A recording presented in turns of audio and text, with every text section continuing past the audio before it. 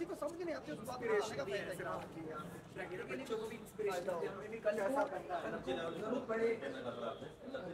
उस बात में सच्चाई है कि नहीं, तो सच्चाई है कि नहीं तय तो कोर्ट में होगा, लेकिन जिस आधार पे तय होगा सच्चाई का, उन आधारों को इकट्ठा करना, एविडेंस को कलेक्ट करना, जैसे सीसीटीवी फुटेज लेना, क्या बताएंगे यहाँ पे हुआ था सर, देखो इसमें सीसीटीवी कैमरे में लगी है, उसकी फुटेज निकालेंगे हम, इस बंदे ने किया था तो उसको बुला के उससे पूछताछ करेंगे, उसकी स्टेटमेंट लेंगे कि भाई आपने क्या किया था, आप बताइए अपनी तरफ से।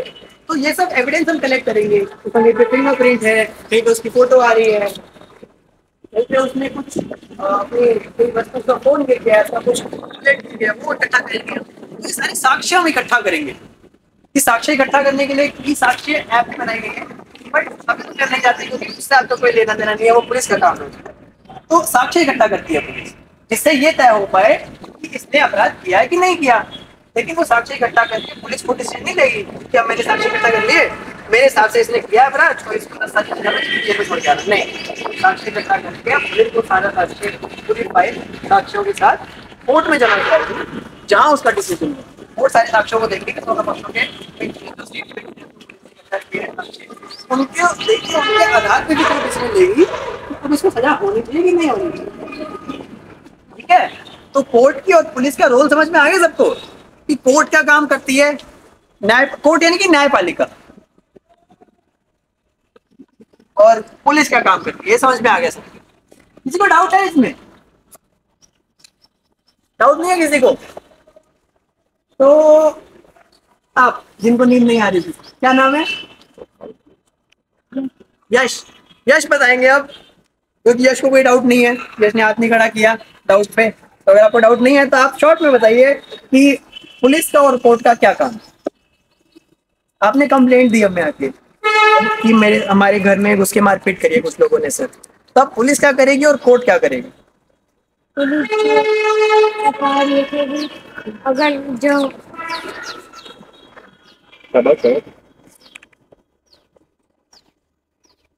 तो बस आंखें बंद करिए और लंबी सांस लीजिए, हम सब आपके साथ हैं। अब खुल के बोलिए। कोर्ट में जाकर दोनों पक्ष की बात होगी कि किसकी गलती है, तो सब कुछ फाइनल तो उसे सजा दी जाएगी कि नहीं, तो वही फाइनल होगा, वो कोर्ट में फाइनल होगा। तो पुलिस क्या करेगी? एफआईआर लिखेगी और एविडेंस कलेक्ट करेगी। एविडेंस मतलब प्रूफ, आसान भाषा में प्रूफ बोल सकते हैं। बहुत बढ़िया। तो पुलिस सबूत इकट्ठा करेगी, बोलते हैं सबूत, सब बोलते हैं प्रूफ, बोलते हैं एविडेंस, बोलते हैं एक ही बात है, आपको बात समझ में आनी चाहिए, शब्द से फर्क नहीं पड़ता। तो पुलिस सबूत इकट्ठा करेगी और फिर कोर्ट उसका फैसला करेगी, ठीक है, किसको सजा दी जाए कि ना दी जाए। अब पुलिस जो सबूत इकट्ठा कर रही है वो, अब ये भी किसी को बताना पड़ेगा ना कि पुलिस को क्या क्या पावर है वो इकट्ठा करने के लिए। मान लीजिए सबूत इकट्ठा करने के लिए मुझे किसी के घर में सर्च करना है, या आप कहते हैं कि इसने बंदूक रखी है सर अपने घर में, आप जाके देख लो, चाहो तो आपको मिल जाएगी वो बंदूक, तो अब मुझे इसे घर में जाके सर्च करनी पड़ेगी। अब मैं इसे घर जाऊंगा तो ये कहेंगे कि अपना हमारे घर में कैसे घुस रहे हो, कौन सा कानून है जो आपको पावर देता है? अब दंड संहिता में तो ये लिखा हुआ है कि इसको दंड क्या दिया जाए, दंड संहिता में थोड़ी लिखा है कि पुलिस इसके घर में घुस के रेड कर सकती है, सर्च कर सकती है, वो तो नहीं लिखा, उसमें तो खाली दंड लिखा है। तो अब ये मेरे को कहेगा कि आपके पास क्या पावर है मेरे घर में सर्च करने की, घुस के मेरा घर में आपको नहीं घुसने देता। तो यानी कि कोई ऐसी चीज भी चाहिए जो पुलिस को ये ताकत दे सके, जो उसको सबूत इकट्ठा करने की ताकत दे सके पुलिस को, कि भाई किसी घर में सर्च करना है तो पुलिस के पास ये ताकत होनी चाहिए ना कि उसके घर में घुस के पुलिस के पास पावर है, ताकि मैं उनको रिप्लाई दे सकूं कि भाई पुलिस के पास पावर है सर्च करने की, क्योंकि हम सबूत इकट्ठा करने के लिए सर्च करते हैं। तो इसके लिए कोई और किताब चाहिए, क्योंकि दंड संहिता में तो ये नहीं लिखा, दंड संहिता में तो लिखा कि दंड क्या दिया जाए, लेकिन सबूत कैसे इकट्ठे करने हैं, कार्रवाई कैसे करनी है, किसको अरेस्ट करना है, कैसे करना है, किसका सर्च करना है, कैसे करना है, वो सब कहाँ लिखा होगा? मतलब वो पुलिस अपनी मर्जी से कर सकती है? सीआरपीसी में लिखा होगा। सीआरपीसी का फुल फॉर्म वैसे बहुत बढ़िया बताया, पहले इनके लिए तालीम ला दीजिए। सीआरपीसी को क्या मतलब होता है? सीआरपीसी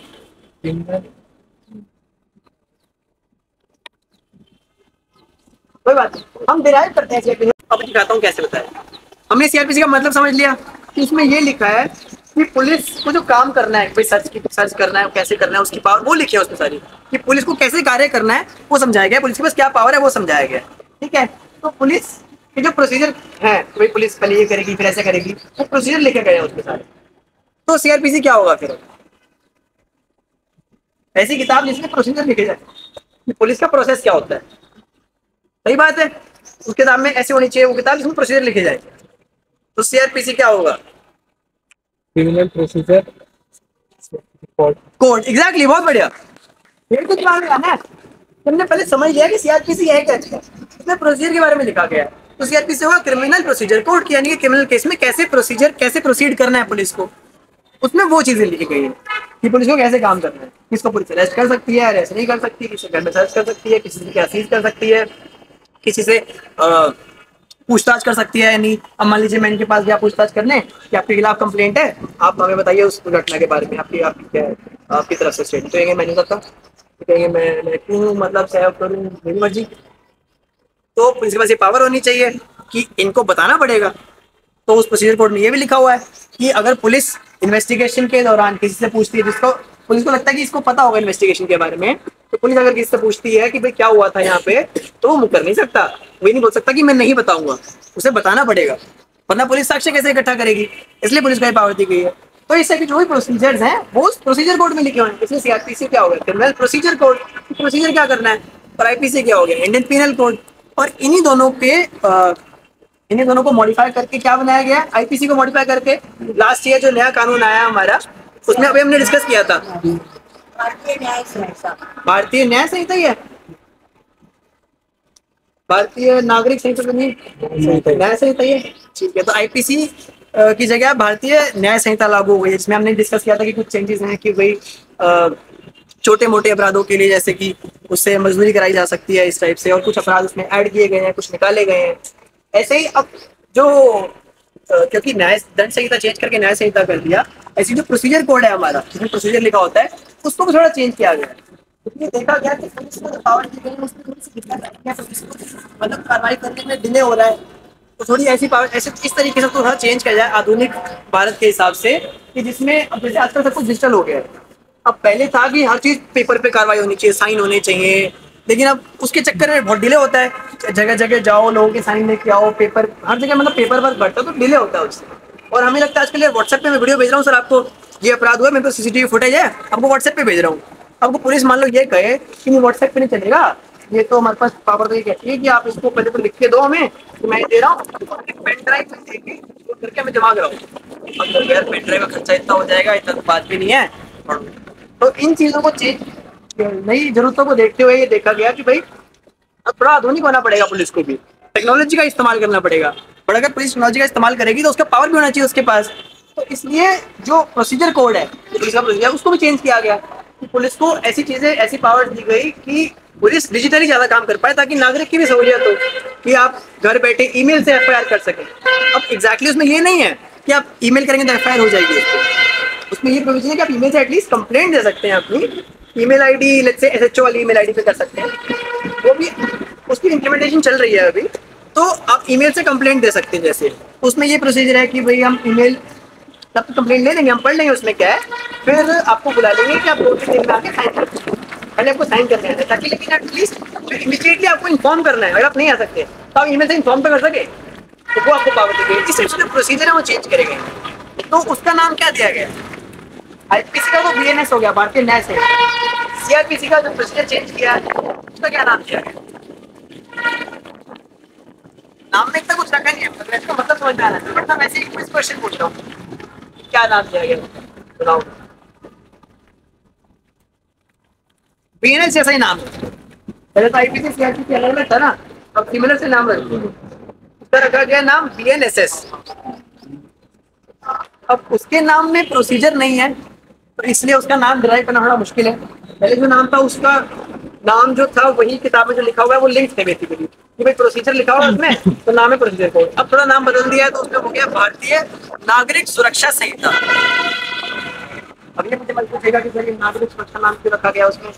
ऐसे मान सकते हैं कि नागरिक की सुरक्षा को मद्देनजर रखते हुए उसको और क्या फैसिलिटी, जैसे ईमेल से जो आप कंप्लेंट दे सकते हैं वो, कि भाई मान लीजिए आपको ये थ्रेट है कि मैं थाने आऊंगा तो पता चल जाएगा कि इसने थाने में कंप्लेंट दी है, तो आपकी सुरक्षा को खतरा है उसमें। मान लीजिए मैं बस एक स्टोरी बना रहा हूँ, तो आपको लगता है कि मैं घर बैठे ईमेल से भेज देता हूँ तो ठीक हो जाता है, बाद में साइन कर लेंगे, पुलिस अपने आप देख लेगी, पुलिस को साइन कराने उसको लगता है खतरा है मेरे को, तो पुलिस मेरे घर आके साइन करा लेगी। तो इस टाइप से आपकी सुरक्षा को और बढ़ाने के लिए वो नागरिक सुरक्षा संहिता उसका नाम रखा गया हो, तो उसका नाम चेंज करके सीआरपीसी का भारतीय नागरिक सुरक्षा संहिता रखा गया। कि आपको थोड़ा आइडिया हो कि दंड संहिता होती है और प्रोसीजर कोड होता है, का नाम हो गया बीएनएस और बीएनएस।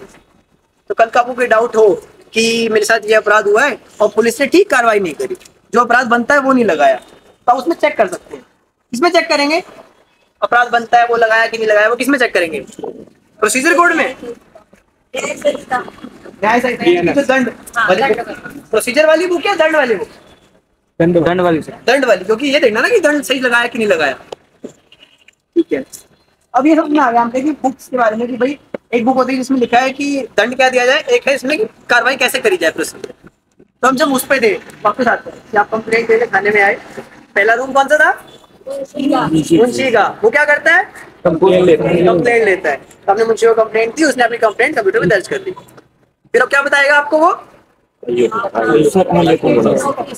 इन्वेस्टिगेशन ऑफिसर बताएगा कि आपकी कौन इन्वेस्टिगेशन करेगा आपकी केस। फिर आप क्या करेंगे? उनके पास जाएंगे, तब आगे जाके आप इन्वेस्टिगेशन ऑफिसर के रूम में चले गए। ठीक है, मान लीजिए यहाँ पे इन्वेस्टिगेशन ऑफिसर का रूम आ गया। अब क्या करेंगे आप? रसीद तो दिखा सकते हैं, बट रसीद तो इसलिए कि आपने कंप्लेंट दे दी। कल को आपको पूछना हो क्या कार्रवाई हुई तो आप रसीद देके बता सकते हैं कि मेरी ये कंप्लेंट थी, पुलिस पूछेगी ना करेंगे सारा कि हमारे साथ क्या क्या हुआ। एग्जैक्टली, उनको बताएंगे अपनी कंप्लेंट, क्योंकि मुंशी ने तो दर्ज कर ली बट कार्रवाई तो आयोग करेगा ना आपकी। अच्छा, मुंशी आयोग अलग क्यों था वो मैंने डिस्कस किया था कि हम दो बार क्यों बताएं, पहले मुंशी को बताएं क्या हुआ, फिर आयोग को बताएं, दो बार क्यों बताएं? उसका काम सिर्फ कंप्लेंट लेना है और डील करना उसका। ऐसा क्यों? वो उठ के चला जाएगा तो अगले की एग्जैक्टली ठीक है, ये हमने डिस्कस किया था ना कि अगर वो ही उठ के चला गया तो अगले ही कौन लेगा, इसलिए दो अलग अलग बनाए गए क्योंकि बहुत ज्यादा पॉपुलेशन ज्यादा है। ठीक है, तो अब आप इन्वेस्टिगेशन ऑफिसर के पास चले गए, आपने उनको बता दिया मेरी ये कंप्लेंट है, उनको दिखा दी अपनी कंप्लेंट उन्होंने। फिर अब वो क्या करेंगे? जो आपकी इन्वेस्टिगेशन ऑफिसर है, आईओ बोलते हैं शॉर्ट में, इन्वेस्टिगेशन ऑफिसर, अब वो क्या करेंगे? वो जहाँ पे वो जुर्म हुआ है वहाँ पे जाके वो इन्वेस्टिगेशन करेंगे। वो इन्वेस्टिगेशन करेंगे, यानी कि साक्ष्य इकट्ठा करेंगे, देखेंगे कि क्या हुआ, इसकी फोटोग्राफी करेंगे, वीडियोग्राफी करेंगे। ठीक बात है। और ये ये इसकी पावर कैसे मिलती है उनको करने की? तो मान लीजिए मैंने सीसीटीवी फुटेज देखी है यहाँ की, मैं दुकान में जाऊंगा, अपने सीसीटीवी कैमरा दिखाओ। सीआरपीसी की बुक से, यानी कि प्रोसीजर कोड, यानी कि इसका नाम क्या हो गया? बीएनएसएस मतलब भारतीय न्याय सुरक्षा, नहीं नागरिक, भारतीय नागरिक सुरक्षा संहिता। ठीक है, यानी कि इस किताब से उनको पावर मिली कि उन्होंने साक्ष्य इकट्ठे किए। लेकिन चलो उन्होंने ये तो कर लिया, उनको लगता है कि हाँ इसमें बनता है, इसमें मतलब कि हुई है ये जो बता रहे हो आप की कंप्लेंट की ये लड़ाई हुई है, एक्सीडेंट हुआ हुआ है। अब वो क्या करेंगे इस पे? एविडेंस प्रूफ करके कोर्ट में पेश करेंगे। एक स्टेप रह गया बीच में, एफआईआर। जो कंप्लेंट दी थी वही नहीं थी एफआईआर? क्यों? ये भी डिस्कस किया था हमने, कंप्लेंट और एफआईआर में फर्क होता है। क्या होता है फिर? सर कंप्लेंट में तो सुलह हो जाती है कई बार, तो कंप्लेंट पहला कदम है, पहला कदम है। हाँ, एफआईआर में सारे एविडेंस और सभी प्रूफ के साथ कोर्ट में पेश करते हैं।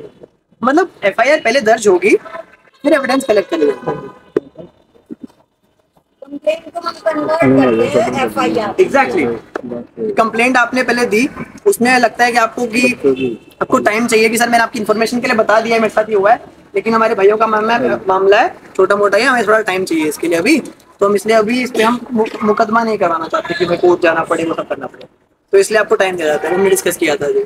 फिर आपकी नहीं होती सुलह, फिर या फिर छोड़िए, तो छोटे मोटे चीज़ों के लिए बता रहा हूँ मैं सुलह। अगर बड़ा अपराध हुआ है, जैसे किसी का मर्डर ही हो गया है या फिर कुछ ज्यादा ही कुछ सिर में मार दिया है चोट, या फिर कुछ बड़ा अपराध हुआ है जब चिन्ह को लगता है कि सुलह का मतलब ही नहीं बनता है इसमें, तो उसमें फिर एफआईआर दर्ज करिए। ठीक है, फिर एफआईआर दर्ज करके उसके साक्ष्य लिए जाते हैं, इकट्ठे किए जाते हैं। अब एफआईआर दर्ज तो कर ली जाती है, पर उसमें किया क्या जाता है एफआईआर दर्ज करने? मतलब क्या है एफआईआर दर्ज करने का? इसमें आपकी कंप्लेंट लिखी जाएगी और क्या किया जाएगा? सारे एविडेंस, वो तो इन्वेस्टिगेशन जो अपराधी होता है उससे रिलेटेड सारे उसके डॉक्यूमेंट प्रूफ भी है। तो एफआईआर में क्या लिखा जाएगा? इन्फॉर्मेशन रिपोर्ट में ये कंप्लेंट आई मेरे पास, इसके हिसाब से दंड क्या बनता है, क्या लगता है एक्ट लगाया जाएगा, एक्ट या फिर सेक्शन लगाया जाएगा। अभी सेक्शन क्यों लगाया जा रहा है? ये मेरे पास कंप्लेंट आ गई, मैंने देख लिया इसमें ये अपराध हुआ है, इसलिए मैं अपनी इन्वेस्टिगेशन कर देता हूँ। सजा तो कोर्ट ने देनी है, तो सेक्शन तो कोर्ट लगाएगा भाई कितनी सजा बनती है, हम क्यों लगाएंगे? ठीक बात है, सेक्शन तो कोर्ट में लगने चाहिए। क्योंकि सजा कौन दे रहा है? पुलिस नहीं, कोर्ट दे रही है। कोर्ट दे रही है ना, पुलिस साक्ष्य इकट्ठे कर रही है, तो सजा पुलिस नहीं दे रही, सॉरी कोर्ट ने देनी है। तो हिंदी कोर्ट ही लगा ले कि भाई कौन सा सेक्शन इसमें लग रहा है कि मैं 7 साल की सजा है कि 10 साल की सजा है, ऐसा कर सकते हैं। लेकिन क्योंकि जितना ज्यादा हीनस यानी कि जितना ज्यादा संगीन अपराध हो जाता है, उतना ज्यादा पुलिस को पावर भी मिलनी चाहिए उसको इन्वेस्टिगेट करने की। अब मान लीजिए अटेम्प्ट टू मर्डर यानी कि किसी को जान से मारने का है, तो अब आप तो ये कहोगे ना उसको अरेस्ट करो सर तुरंत, तो पुलिस को पावर होनी चाहिए अरेस्ट की। लेकिन मान लीजिए किसी को छोटा मोटा थप्पड़ मारा है, आप कहेंगे सर इसको भी अरेस्ट करो, और वो कहेगा सर कितनी सी बात पे क्या अरेस्ट कर लिया आपने, मेरे को एक दिन यहाँ पे बिठा के रख लिया। तो अपराध कैसा है, छोटा है बड़ा है, उसके हिसाब से पुलिस की पावर चेंज होती है। ऐसे नहीं कि कोई भी अपराध हो तो पुलिस अरेस्ट कर ले। छोटे अपराधों में पुलिस के पास अरेस्ट की पावर नहीं है, बड़े अपराधों में पुलिस के पास अरेस्ट की पावर है। तो इसलिए जब उसको प्रोसीजर करना है अपना ये इन्वेस्टिगेशन, उसको पता होना चाहिए कि अपराध छोटा है कि बड़ा है, तभी वो अपनी पावर यूज करेगा। तो छोटा है बड़ा है अपराधी कहाँ लिखा है? छोटा बड़ा कैसे डिसाइड होता है? दंड से, वो कहाँ लिखा है? दंड संहिता में। तो इसमें कंप्लेंट को देखते हुए आयोग को पहले दंड संहिता भी देखनी पड़ेगी कि इसमें कितना दंड बनता है। मान लीजिए 3 साल का बनता है, 7 साल का बनता है, 10 साल का बनता है, या उम्र कैद बनती है, उस दंड के हिसाब से फिर उसको पावर मिलेगी। तो वो पावर कहाँ लिखी है? पावर भी दंड संहिता में लिखी है, इन्वेस्टिगेशन करने की पावर, प्रोसीजर है, प्रोसीजर कोड नागरिक सुरक्षा संहिता BNSS, फिर वो उसमें कार्रवाई करेगा। इसलिए FIR में सेक्शन पुलिस ही लगाती है, इसमें ये सेक्शन बनते हैं, क्योंकि उसके अकॉर्डिंग फिर वो उसके पास उसको पावर मिलेगी ना उन सेक्शंस के तहत जो मिलती है। लेकिन इसका मतलब क्या कोर्ट, लेकिन सेक्शन तो पुलिस ने लगा दिया, अब मान लीजिए कोर्ट को लगता है पुलिस ने गलत सेक्शन लगाया, तो अब दंड कोर्ट ने देना है। अब मान लीजिए सेक्शन लगाया इसमें 7 साल की सजा है, और कोर्ट को लगता है इसमें 10 साल की होनी चाहिए थी, तो क्या कोर्ट सेक्शन चेंज नहीं कर सकते? तो बच गया सेक्शन तो एक बार। और तो बकरी कोर्ट में जाके आपस में बहस करेंगे और उनको आगे मैजिस्ट्रेट होगा, तो उनको कोर्ट ठीक है तो उसकी फेवर में या बिना फेवर के उनको देगा। ठीक बात है। तो अगर कोर्ट को लगता है कि इसमें धारा गलत लगी हुई है, तो कोर्ट पुलिस से इस मामले में ऊपर है। कोर्ट के पास पावर है कि वो कोई जो उसको धारा ठीक लगता है माननीय न्यायालय को, वो धारा लगाते हैं उसमें। कि अगर उनको लगता है कि इसमें तो उम्र कैद होनी चाहिए, तो उम्र कैद की धारा लगा के उसको उम्र कैद की सजा देंगे। तो ये धारा लगाने का आप मतलब समझ गए कि पुलिस धारा क्यों लगा रही है? अरे भाई एग्जैक्टली, उसको पावर चाहिए इन्वेस्टिगेशन, तब उसको पता लगेगा भाई मेरे पास कितनी पावर है। और कोर्ट धारा क्यों लगा रही है या चेंज क्यों कर रही है? उसको पनिश करने के लिए। उसको फाइनल डिसीजन लेना है उस पे, जो धारा लगी है अगर ठीक लगी है तो उसी पे कर देगी, अगर लगता है कम लगनी चाहिए थी या ज्यादा लगनी चाहिए थी वो चेंज करके उस पर पनिशमेंट कर देंगे। तो ये आपको मोटा मोटा प्रोसीजर समझ में आ गया। आपने क्या क्या सीखा, अब एक बार फटाफट रिवाइज कर लीजिए, फिर पता चलेगा। शॉर्ट में मेरे को बता दीजिए हमने क्या क्या बिंदुओं पे आज सीखा, या फिर किसी को लगता है सर कुछ किसी का टाइम पास करती है, बस वो ही बता दो किसी का ऐसा लगता है। अच्छा एक एक करके सारे कुछ बताएंगे, आप बताइए बेसिक पे हमारे पास वो लगाती है पुलिस। जोर से ताकि यहाँ तक सुनाई दे। हमने बुक्स के बारे में सीखा, कंप्लेन और FIR में डिफरेंस सीखा। बुक्स कौन सी? एक तो IPS और IPC जिसको अब BNS बना दिया है, एक CPRC CRPC जिसको BNSS कर दिया। ठीक है, बहुत बढ़िया, कर चाहिए। अब यहीं से कंटिन्यू करिए, जो IPC CRPC या BNSS जो नाम चेंज हो गया है, वो क्या है बुक्स जो बता रहे हैं, बुक्स के बारे में सीखा। सर जैसे बुक्स में हमें अलग अलग अधिकार दिए गए हैं, न्याय का अलग है और जैसे धाराओं का अलग वगैरह। IPC क्या था? IPC सर देने के लिए दंड देने के लिए, उसमें क्या अपराधी लिखा होगा? अपराधी को भाई क्या क्या दंड दिए जाएगा। दंड दिए जाए। ठीक है, बहुत बढ़िया, कर चाहिए। नेक्स्ट CRPC क्या था? सर CRPC में वो कहते हैं कि भाई क्या क्या हमें पुलिस को क्या क्या अधिकार है, भाई कैसे कैसे कार्रवाई कर सकते हैं, कैसे प्रोसीजर, क्या प्रोसीजर है पुलिस का? Yes, sir. इसका मतलब क्या हुआ? फुल फॉर्म क्या हुआ सीआरपीसी का? Criminal procedure procedure code main, उसमें प्रोसीजर वर्ड मेन है उसमें। भाई प्रोसीजर कैसे करता है पुलिस? उसका नया नाम क्या हो गया? BNSS। BNSS, बहुत बढ़िया, फिर सही है। BNSS का फुल फॉर्म, अच्छा मेन सेवा पुलिस क्या करती है? नागरिक की सुरक्षा। फिर क्या बना? भारतीय नागरिक सेवा संहिता। संहिता संरक्षण। हाँ, भारतीय नागरिक सुरक्षा संहिता, ठीक है। आप क्या सीखा? कोई भी एक आपको याद आ रहा है? FIR के बारे में सीखा। FIR के बारे में सीखा, क्या सीखा उसमें? FIR क्या होती है? FIR जैसे हम पहले जाते हैं सर, तो हमारा पहला रूम होता है सर, उसके अंदर जाते हैं सर, मुंशी जो होता है सर, फिर वो हमारी वो लिखता है, रिपोर्ट लिखता है, जो कंप्लेंट लिखता है, फिर वो कहता है कि वो सर के पास जाओ सर। कौन सर? मतलब है हमें नाम से मतलब नहीं है सर। वो सर हमारा काम वो करता है, जो हमारी कंप्लेंट होती है उसके बारे में पूछताछ करता है हमारी। पहले हम वो करते हैं, ब्रीफ करते हैं हमारा वो क्या था। पूछताछ करता है, इस पर जांच करता है। पूछताछ करना, जांच करना, इसको अंग्रेजी में बोलते हैं इन्वेस्टिगेशन, यानी कि इन्वेस्टिगेशन ऑफिसर हो गया, जांच अधिकारी, ठीक है। हमें 112 पे कॉल 112 पे कॉल करना चाहिए, बहुत बढ़िया। सभी नंबरों का एक ही कॉमन नंबर है, 112। ठीक है, सभी नंबर जैसे 101, 102, 103, 108। तो इसका मतलब क्या है कि ये किस चीज़ के नंबर थे ये? जैसे 102 एम्बुलेंस का, 100 पुलिस का, इन सब का। एम्बुलेंस, पुलिस, इन सबको जोड़ा गया है 112 में, ठीक है, बहुत बढ़िया। फिर अगर हमने कंप्लेंट किया वो अच्छा, इससे मेरे को एक आइडिया है, सॉरी आपको पूछ रहा हूँ, बट अगर आपको लगता है कि पुलिस ने ठीक काम नहीं किया तो क्या पुलिस की ही कंप्लेंट कर सकते हो आप? तो वो कैसे करोगे? वो भी ऐसे ही यहाँ पे आके चलो बड़े अफसर, क्योंकि जिसने आपने गलत किया है आप उन्हीं को कंप्लेंट दोगे तो वो क्यों सुनेंगे आपकी कंप्लेंट? ठीक बात है, तो नॉर्मल कॉमन सेंस वाली। तो बड़े अफसर कौन है? जैसे मान लीजिए यहाँ पे आपकी ठीक कार्रवाई नहीं हुई है फॉर एग्जाम्पल, तो आप कहाँ जाएंगे? फिर डीसी के पास जा सकते हैं और एसपी सर के पास जा सकते हैं, डीएसपी के पास भी जा सकते हैं। इनके जो बड़े अफसर हैं उनके पास जा सकते हैं अगर आपकी यहाँ पे ठीक कार्रवाई नहीं हो। मेरा भाई है, उसने मुझे थप्पड़ मार दिया, तो हमें सलाह करने का मौका मिल सकता है, तो आगे जाके वो कार्रवाई ना भी हो सकती है और हो भी सकती है। ठीक है, बहुत बढ़िया। समझ के, जैसे हमने आज सीखा ना, एक एक चीज़ को समझ के, अगर समझ नहीं आ रहा तो अपनी भाषा में कन्वर्ट करें, लेकिन कभी भी रटना नहीं है कि अच्छा IPC मतलब इंडियन पीनल कोड रट लिया, खत्म, मेरा एग्जाम हो गया। नहीं, समझना है उसका मतलब क्या है, दंड सही था, इसमें दंड लिखा हो, जैसे हमने सीखा था, ठीक है। Thank you. है वो एग्जैक्टली ऐसा ही हो कि कंप्लेंट का ये मतलब है कि भाई वो सॉल्व हो सकता है, नहीं, वो मैं थोड़ा आसान भाषा में आपको समझाया ताकि उनको समझ में आएगा। मैं बहुत टेक्निकल हो जाऊँगा तो उसका फ़ायदा नहीं होगा, तो इसलिए मोटा मोटा यही है। तो इसलिए कहीं थोड़ी सी अगर आपको लगे कि भाई ये तो थोड़ा गलत बता दिया, तो ऐसा नहीं है, बस थोड़ा आसान भाषा में समझाया गया है। कंप्लेंट जैसे अब मान लीजिए, इसी को मैं थोड़ा इलेबोरेट करूँ कि कंप्लेंट अब मान लीजिए कोई हीनस क्राइम है, जैसे अटेम्प्ट टू मर्डर है, तो उसमें कंप्लेंट रेफर का ये मतलब नहीं है कि कंप्लेंट पे अभी भी हम सुलह कर सकते हैं।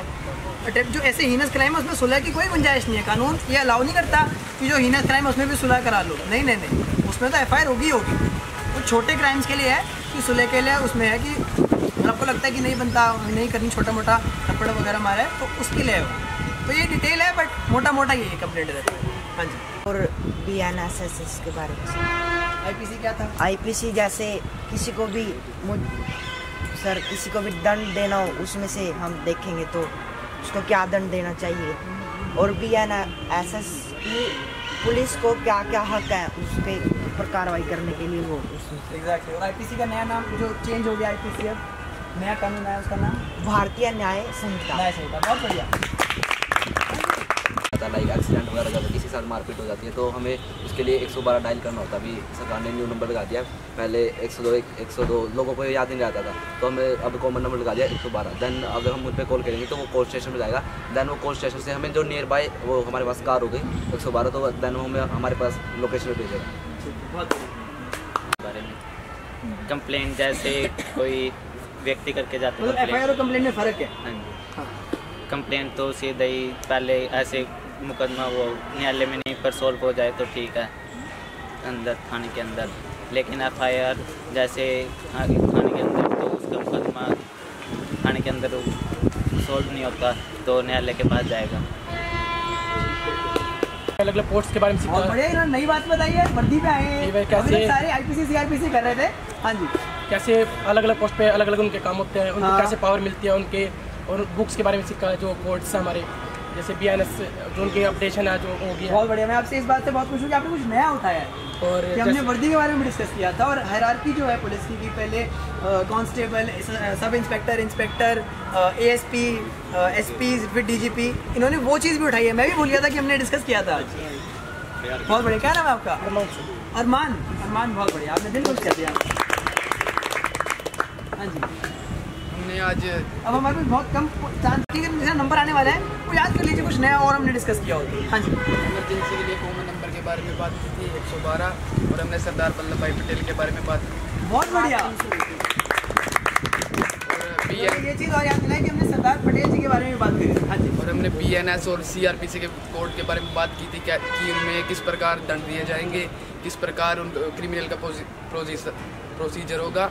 और ठीक, बहुत बढ़िया ना कि एक भी बच्चे को ऐसा लगा हो कि यार एक चीज़ भी नहीं सीखी आज, तो वो मेरी नालायक है उसमें। तो इसलिए हमें ये इंश्योर करना है कि आप कुछ तो सीख के ज़रूर जाए, इसलिए एक एक बच्चा इंपॉर्टेंट है। हाँ जी,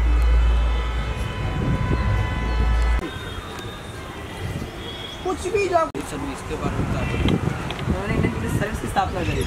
बहुत बढ़िया। इंडियन पुलिस सर्विस का मतलब क्या हुआ? ठीक है, इसमें चयन कैसे होता है? जैसे मान लीजिए इनको जाना है देश की सेवा करने के लिए इंडियन पुलिस सर्विस, कैसे जाएंगे ये?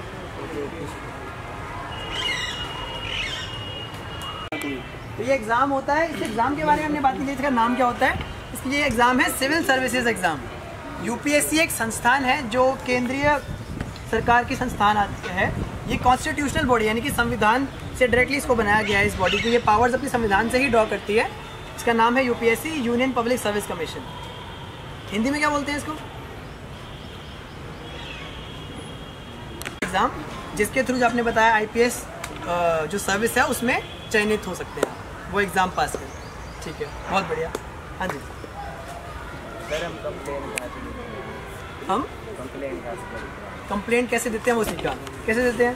सर हम जाएंगे पहले रूम आएगा सर, उसमें हम कंप्लेंट दर्ज कराएंगे, फिर वो हमें रिसीव देंगे, फिर हम इन्वेस्टिगेशन के पास जाएंगे, फिर हम अपनी बातें बताएंगे सर उनको, फिर वो सर इन्वेस्टिगेशन करेंगे और एविडेंस। ठीक है, ठीक है, समझ गया।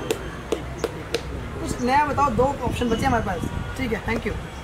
कुछ और हमने एक और कुछ डिस्कस किया होता खेल के बारे में जाना, फिर हमने जाना देश कैसे बना हमारा, फिर क्या जाना उसी बारे में बता दीजिए। रियासतें मिल गए, देश बनाया गया। फिर सर हमने जाना कि भारत में पुलिस कैसे आई, पुलिस सेवा कैसे आई। इसके बाद हमने जाना सर कि जो नंबर्स होते हैं हेल्पलाइन नंबर सर, वो सारे अलग अलग होते हैं सर, तो पब्लिक को भी परेशानी होती है इनको मिलाने में या याद रखने में। तो एक कॉमन नंबर बनाया गया, उस कॉमन नंबर से हम, कॉमन नंबर क्या है? 112 सर। उस कॉमन नंबर से हम कहीं कॉल करके कोई सी भी सेवा उपलब्ध करवा सकते हैं सर। फिर हमने जाना सर अगर कोई हमारे साथ कोई दुर्घटना हो जाती है सड़क पे या कहीं पे मोहल्ले में कहीं पे भी, तो हम उसकी कंप्लेन कैसे करें, मौखिक तौर पे या लिखित तौर पे कैसे। बहुत बढ़िया, ये भी इन्होंने पॉइंट पे गौर किया है कि मौखिक और लिखित हमने दोनों डिस्कस करे थे कि आप मौखिक में भी दे सकते हैं, लिखित में भी दे सकते हैं। लिखित में देंगे तो उसका फ़ायदा क्या था? आप बैठ जाइए, अब आप बताइए इसको, ये अच्छा पॉइंट है। लिखित में ये भी डिस्कस हमने किया था कि कंप्लेंट लिखित में देते हैं तो उसका एक और एक फ़ायदा है। मौखिक में दे सकते हैं अगर लिखना नहीं आता है, बट लिखित में देने का एक फ़ायदा था जो डिस्कस किया। हाँ बताइए। टुकड़े हुए थे उनको एक साथ किया था, एकीकरण करा था हमने सर। ठीक है। जो रियासतें थी जी सर, वो उनको भारत में एक साथ किया था सर। एक साथ किया, उससे फ़ायदा क्या हुआ? क्यों किया उन्होंने ये काम? पूरा देश एक साथ हो गया, पूरा देश एक साथ बन सकेगा, अखंड भारत बन सके। वरना अगर खंडों में रहेगा भारत तो कैसे काम बनेगा?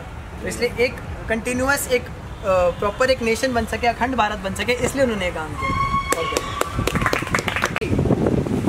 आपने आंसर सही दिया है, लेकिन मुझे आपकी शक्ल देख के ये लग रहा है कि आप शायद बस याद करके दिया है। मुझे सिर्फ याद करा हुआ आंसर नहीं चाहिए, मुझे समझा हुआ आंसर चाहिए। तो स्टैच्यू ऑफ यूनिटी आपने जो बोला है, यूनिटी का मतलब क्या है? क्यों स्टैच्यू ऑफ यूनिटी क्यों है आपके दिमाग में? स्टैच्यू ऑफ यूनिटी का मतलब क्या होता है? जीके कोई पेपर में क्वेश्चन आ गया, हमने लिख दिया, हमारे 1 नंबर मिल गया हमें, उसका नहीं है फ़ायदा अगर हम उसका मतलब नहीं समझ पा रहे हैं। तो उसका स्टैच्यू ऑफ यूनिटी नाम क्यों रखा गया है? थोड़ा सोचिए, आपको पता है इसका। अच्छा, यूनिटी शब्द का अर्थ क्या होता है? एकता। एकता होता है या अनेकता होता है? एकता होता है। तो स्टैच्यू ऑफ यूनिटी का क्या मतलब हुआ? यानी कि उन्होंने जमीन उठा के रखी। कैसे किया सम्मेलन, मुझे वो समझना आपसे। तो भारत का जमीन तो एक ही थी, तो उन्होंने क्या सम्मेलन किया? अंग्रेज भी शासन कर रहे हैं, जब तक ये समझेंगे नहीं हम आगे नहीं बढ़ेंगे। हर बच्चा इंपॉर्टेंट है। जब तक अब मान लीजिए आपके सामने भारत है, आप उस ज़माने में जी रहे हैं जब अंग्रेज़ों का राज है। आपके सामने भारत का नक्शा है, उसमें आप देखते हो कि इतने एरिया पे अंग्रेज़ों का कब्जा है, इतने पे ये रियासत है, राजपूताना रियासत है या मुगलों की रियासत है, या फिर ऐसे अलग अलग रियासतें हैं, मराठा। तो अब आपको करना है ये काम, मान लीजिए भारत की अखंड भारत बनाना है, तो आप कैसे बनाएंगे? ऐसे सोचिए इसको।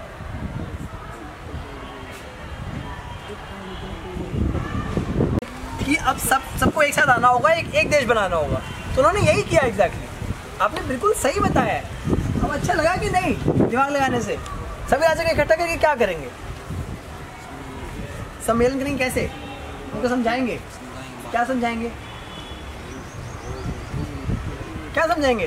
कर्मचारी, अध्यापक साथी और प्यारे बच्चों, जैसा कि आज हम सबको मौका मिला कि हमारे आईपीएस ऑफिसर हर्षित गोयल जी निसिंग थाना में आए हुए हैं, एक छोटा सा मैसेज मिला था मेरे को कि बच्चों को विजिट करवानी है। उस समय तक हमारे को ये नहीं पता था कि उसका मोटिव क्या रहेगा। तो आज बड़ी खुशी हुई।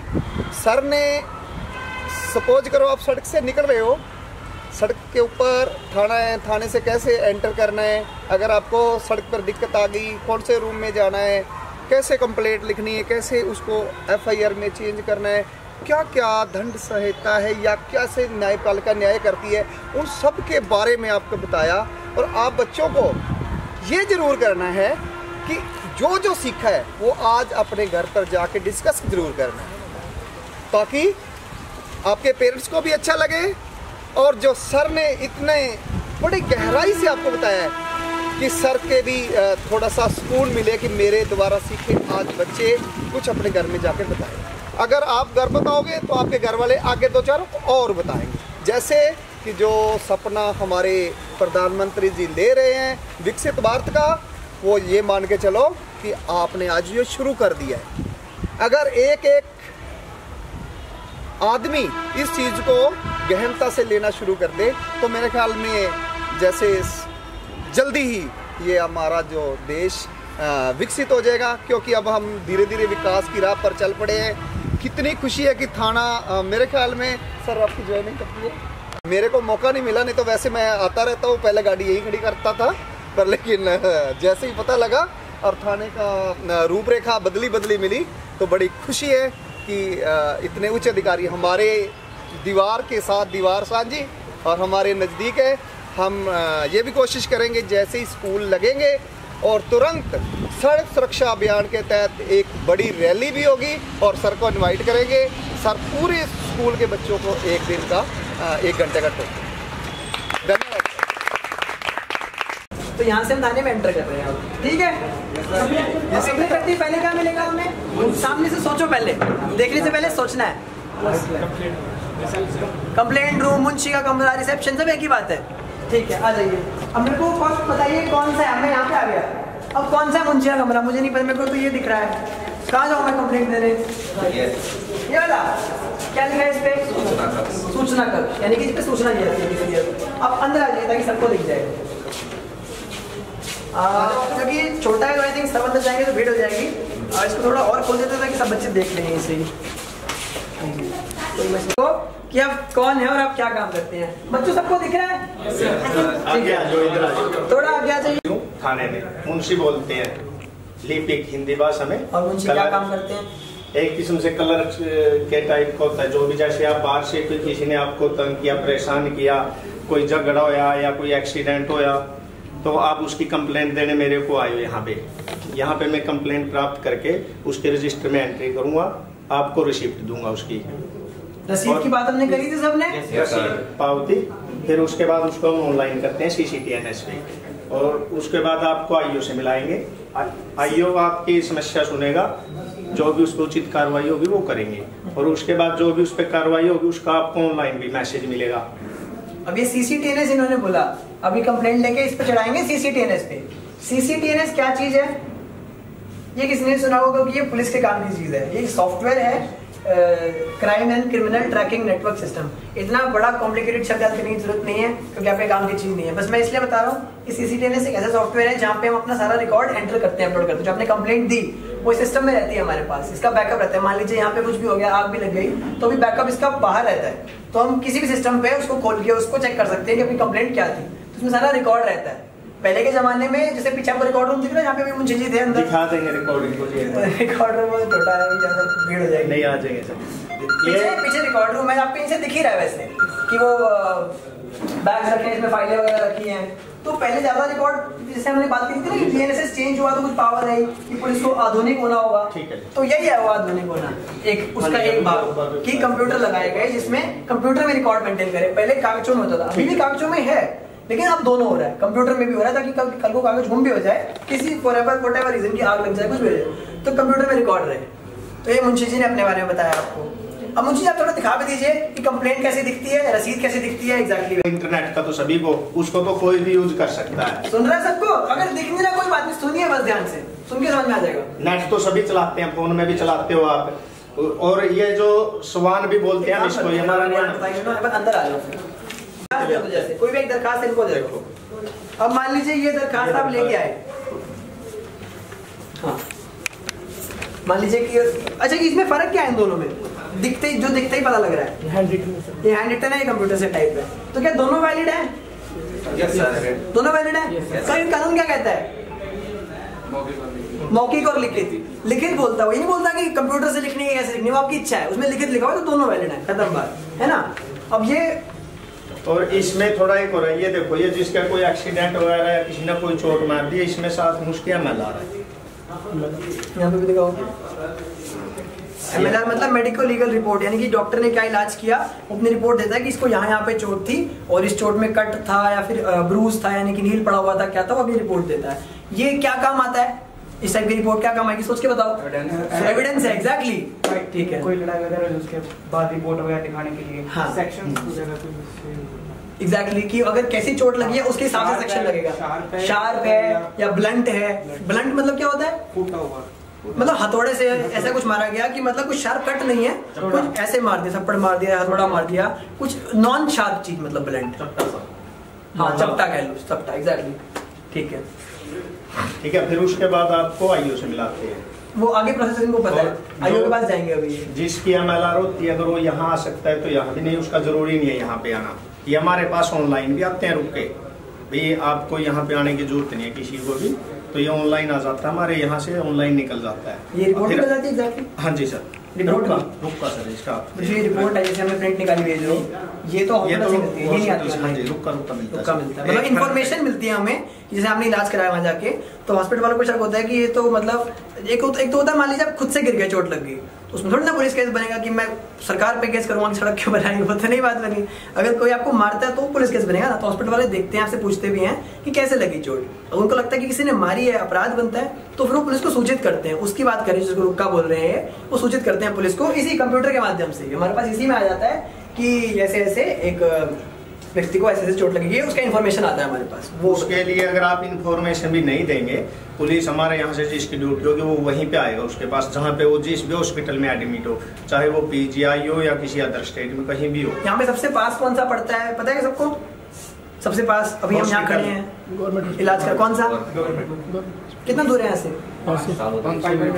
500 मीटर CHC है, राइट। ये पता होना चाहिए अपने को, थोड़ा बहुत आइडिया जहाँ हम खड़े हैं, क्योंकि सब पास में हॉस्पिटल कौन सा पड़ता है और इमरजेंसी के लिए काम है, ठीक है ना। फिर उसके बाद आईओ जो उचित कार्रवाई, आईओ तो आगे बताएगा। आपने मुंशी ने अपनी बताया जी कि आपने ये कंप्लेंट लेके आए, अब मुंशी क्या करेगा कि ये कंप्लेंट आप दीजिए मुंशी को, ये नहीं कंप्लेंट आपने मेरे को दी, मैंने इसमें आप पूछोगे इनसे कि क्या कंप्लेंट है?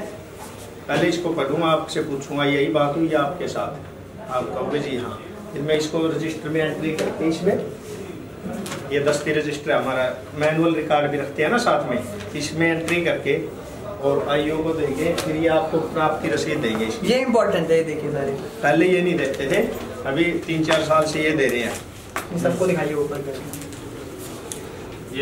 हाँ, ये हमारी है वाइट वाली शिकायत करता वो देते हैं, ये वाली सफेद वाली।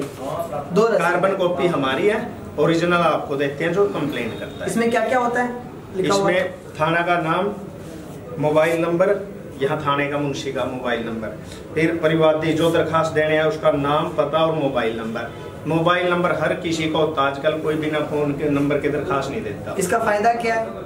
इसमें मोबाइल नंबर आपको लिख के दे, उसका फायदा कॉन्टैक्ट एग्जैक्टली आपको पूछना है कि भाई क्या काम हुआ कि मेरी कंप्लेंट पे, तो उसमें पूछ सकते हैं। परिवाद का उद्देश्य है कारण, किस कारण आपने दरखास्त दी, किसके खिलाफ दी, उसने कोई लड़ाई झगड़ा किया या कुछ आपका चोरी हुआ, जो भी है। फिर इसका परिवाद की पंजीकरण संख्या जो हम CCTNS में ऑनलाइन लगाते हैं, इस पे वो नंबर डालते हैं, तारीख और समय, किस टाइम दी उसी टाइम भी डालते हैं। ये रसीद, जांच अधिकारी का पद, नाम, मोबाइल नंबर, ये बहुत इंपॉर्टेंट है। जैसे किसी आईओ को दे दिया, हेड कांस्टेबल है तो हेड कांस्टेबल, ASI है तो ASI। Head constable ASI discuss किया था हमने, हायरार्की है, कांस्टेबल, हेड कांस्टेबल, ASI। जैसे मैं हेड कांस्टेबल हूँ, मुख्य सिपाही, आगे नाम संदीप सिंह, मोबाइल नंबर। अच्छा, ये देख के कैसे पता लगता है कि कौन हेड कांस्टेबल है, कौन ASI है? देख के बता सकते हैं हम? सर ये आपके स्टार नहीं लग रहा, स्टार नहीं लगे होते, कैप्स भी शो करते हैं, कैप्स भी शो कर सकते हैं, जो साइड में लिखा भी होता है, बहुत बढ़िया होता है। यानी कि यूनिफॉर्म में ही सारे इसके क्लूज छुपे हुए हैं कि ये कैप जो इन्होंने बताया, स्टार का बताया, लिखे हुए का बताया, इसी से डिफरेंशिएट होता है कि कौन हेड कांस्टेबल है, कौन कांस्टेबल, कौन ASI। अब जैसे इनके क्या लिखा हुआ है, कोई स्टार नहीं लगा हुआ, हरियाणा पुलिस लिखा है, और यहाँ पे भी कुछ है, ये कुछ मतलब रेड सिंबल है। तो ये मेरे पास तो नहीं है रेड सिंबल, मेरे पास नहीं, ये दूसरी चीज़ है, ये मेरा ट्रेनिंग का है, बट ये वाला सिंबल स्पेशल होता है, ये मेरे पास नहीं है। तो ये रैंक कौन सी है आपकी? Head constable. हेड कांस्टेबल, मुख्य सिपाही। सर इधर आना एक बार। नहीं, ये सर, ये भी आ जाओ। हाँ, इसमें क्या क्या दिख रहा है आपको? स्टार और जो ये साइड में भी देखो अलग है। ये तो सिंबल है हरियाणा पुलिस का, ये तो इनके पास भी है अलग थोड़ा सा, बस इनके वाली, इनकी वाली लाल वाली नहीं है, ये हेड कांस्टेबल, ठीक है, और स्टार है इनके पास स्टार नहीं है। और एक और चीज है इनके पास, ध्यान दीजिए, 2 पट्टियां। कौन बोला 2 पट्टी? बहुत बढ़िया, क्या नाम है? अरमान सर। अरमान की आंखें बहुत तेज है, 2 पट्टी हुई है इनके पास, देखो सर, ये वाली स्टार के साथ में है। हरियाणा पुलिस तो इनके भी लिखा है, इनके भी है एकदम किया जी। हाँ, बैठ नहीं लगा ताकि आप उससे पूछ सकें क्या जांच हुई, और इस पे एंट्री करेंगे रिकॉर्ड में। उसके बाद कंप्लेंट का क्या करेंगे आप? इसका कंप्लेंट आईओ को देंगे जी, आईओ को ऑनलाइन भी देते हैं, आईओ ऑनलाइन भी निकाल सकते हैं, मैनुअल दे देते हैं। अब इनको क्या बताएंगे आप? ये आपने इनकी कंप्लेंट ले लिया अपने पास, अब आगे इनको बताइए। उसी टाइम आईओ से मिलाते हैं, यहाँ पे जो हमारा आईओ प्रेजेंट। चलिए मिलाइए फिर। तफ्तीश मतलब इन्वेस्टिगेशन, यानी कि ये देख के पता चल रहा है। मान लीजिए आप यहाँ पे आए, अब जरूरी नहीं है मुंशी हमेशा आपके पास आए, क्योंकि अगेन भाई बात, अगर क्या फायदा अगर मुंशी आपके साथ आ गया तो वो बाकी कंप्लेंट कौन लेगा? तो इसलिए अभी हम आपको आइडियल सिचुएशन दिखा रहे हैं कि भाई मुंशी आपको बाय हैंड मतलब लेके आ रहा है अपने साथ, जरूरी नहीं है कि सबके साथ मुंशी आप पाए। इसलिए आपको खुद से भी देख के समझने की दिमाग लगाना है कि आपके सामने लिखा हुआ है, थोड़ा पढ़ने की भी आदत डालिए। अब जैसे यहाँ तफ्तीशी कक्ष लिखा है तो यहाँ पे आपको समझ में आ रहा है कि आईओ रूम है, ठीक है जी। बुजुर्ग हो उसको तो उसके साथ तो आते ही हैं, जो नया अपने आप आ जाता है वो भी आ जाता है। तो आप देख रहे थे, एक और देखो इसमें क्या और शिफ्ट हो जाओ अच्छे से, ताकि हर बच्चा आएगा। हर बच्चा इंपॉर्टेंट है, कोई भी पीछे नहीं रहना चाहिए ऐसे कि दिखे ना कुछ। जो वो देख रहे थे ना, अब ये कौन है? चलिए रैंक देख रहे थे ना आप उस टाइम, बेल्ट नहीं लगा रखी, इनकी बेल्ट रेड हो जाती है। इनकी बेल्ट में फर्क है, देखिए इनकी ब्लैक है, इनकी रेड है, तो ये सब डिफरेंसेस है, इससे वो रैंक का पता लगता है। फिर मैं यहाँ पे कंप्लेंट आईओ को दूंगा, वो आपकी सुनेंगे क्या दिक्कत है आपको। चलिए अब मान लीजिए आपके पास एक कंप्लेंट आ रही है, जैसे पूछते हैं भाई क्या हुआ, बोला सर ये हो गया मेरे साथ, ये हो गया सर, किस मैटर में, उसका कॉन्टैक्ट नंबर है, उसे कॉन्टैक्ट करते हैं, जो नई प्रक्रिया चली उसको नोटिस किया, उसको भी अपना पक्ष रखना है, जिसके खिलाफ होती है उसको भी अपना पक्ष रखने का पूरा अधिकार है। अब यहाँ पे रुकते हैं एक सेकंड, इन्होंने बताया कॉन्टैक्ट नंबर है वो सब लिखते हैं, यानी कि जो तफ्तीश करेंगे उसमें इनको कॉन्टैक्ट नंबर की जरूरत पड़ती है कि जिसके खिलाफ आप दे रहे हैं कंप्लेंट उसको बुलाना पड़ेगा ना, तो इसलिए अच्छा ही होता है अगर आप कंप्लेंट में लिख के दे दें पहले, तो पूछना नहीं पड़ेगा, पहले उसमें देख लेंगे वहाँ दोनों के कॉन्टैक्ट नंबर लिखे हुए हैं। तो इन बातों का आप अगर आप सीख लेंगे अभी यहाँ पे, तो आप औरों को भी बताएंगे तो हमारी भी हेल्प होगी कि सारी जो डिटेल एक्चुअली हमें चाहिए। अब क्या होता है, लोग इसमें कहानी तो लिख देते हैं सारी, कि मतलब बहुत कुछ कहानी लिख देंगे, लेकिन कई बार काम की बात लिखते नहीं है, फिर पता नहीं जल्द से दिखती नहीं है वो कई बारी। तो जितना आप साफ लिखेंगे, सामने लिखेंगे भी इसका कॉन्टैक्ट नंबर ये है, मेरा ये है, तो हमारा भी फायदा होगा, आपकी कार्रवाई जल्दी होगी। अंग्रेज सिंह ने दरखास्त दी थी, उनको उसका नंबर था दिनेश के खिलाफ, मैंने उससे कॉन्टेक्ट किया, नोटिस को दे दी। नोटिस का क्या मतलब है? नोटिस भाई सर जैसे उसको भेजते हैं उसको दरखास्त भी भेजेंगे साथ में हम नोटिस भाई आपके खिलाफ क्या दरखास्त है, बुलावा सर, नोटिस मतलब बुलावा है। बुलावा है। ये हमारे पीएसआई अनिल है, आप इधर आ जाओ सर, अंदर आ जाओ, अंदर ही हूं मैं सर, इधर आ जाओ। यहाँ के थाने के हमारे लेटेस्ट, इनको बोल सकते हो कोई नहीं है यहाँ पे लेटेस्ट एडिशन है हमारे थाने के, न्यू एडिशन लेटेस्ट वो है हमारे। ठीक है, तो अब नोटिस मान लीजिए इस टाइप का नोटिस आपको कभी आता है कि आपके खिलाफ किसी ने कंप्लेंट दिया, आपका नोटिस आता है, तो डरना नहीं है कि नोटिस आ गया कोर्ट जाना पड़ेगा। नोटिस का क्या मतलब है? एक बुलावा संदेश, बस। इसका क्या मतलब है? पुलिस अरेस्ट कर लेगी आपको? नहीं, उसमें सब फिर लिखे होता है। आप क्या करेगी पुलिस? अरेस्ट नहीं करेगी तो क्या करेगी? पूछताछ करेगी बस। तो डरना नहीं है कि पुलिस का नोटिस आ गया, मैं नहीं जा रहा, मैं भाग गया, मैं अरेस्ट कर ली, मेरे को जेल में डाल, नहीं, पूछताछ के लिए बुलाते हैं। ठीक है, चलो और कुछ आप बताना चाह रहे हो जी? ये तो उसको दोनों पक्षों को ग्रामीण बुला लेंगे, मेल पे बता दिया। जैसे फिर दोनों पक्ष आ जाएंगे, हमेशा में आप बैठ जाओगे, वो भी बोले क्या था, वार्तालाप होगी भाई क्या मेरा ये था, अगर निपटता होगा तो ठीक है, दोनों का हो जाएगा। उसके बाद अभी जो हमारी प्रोसीडिंग है, अगर जैसा उसमें दरखास्त में दे रखे होगा, अपराध बनत होगा तो एफआईआर दर्ज हो जाएगी। नहीं एफआईआर दर्ज होगी तुमने कहा अभी, यानी कि अब तक नहीं हुई दर्ज। समझते हैं ना? तो कंप्लेंट और एफआईआर का डिफरेंस हमने डिस्कस किया था।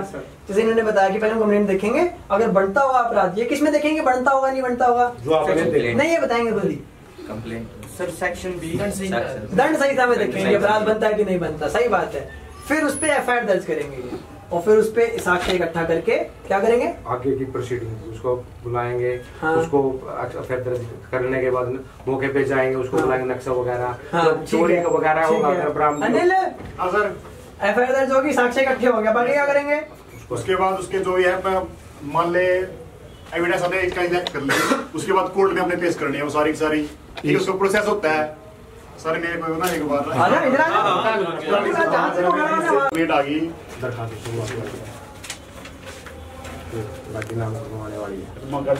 जैसे कोई कंप्लेंट आई मारपीट किया, मारपीट में क्या करते हैं, हल्की फुल्की किया मारपीट, इसमें तो दोनों पक्षों आते हैं, बातचीत करते हैं, कईयों का उसमें राजीनामा हो जाता है, पंचायती होता है, पुलिस नहीं कराती।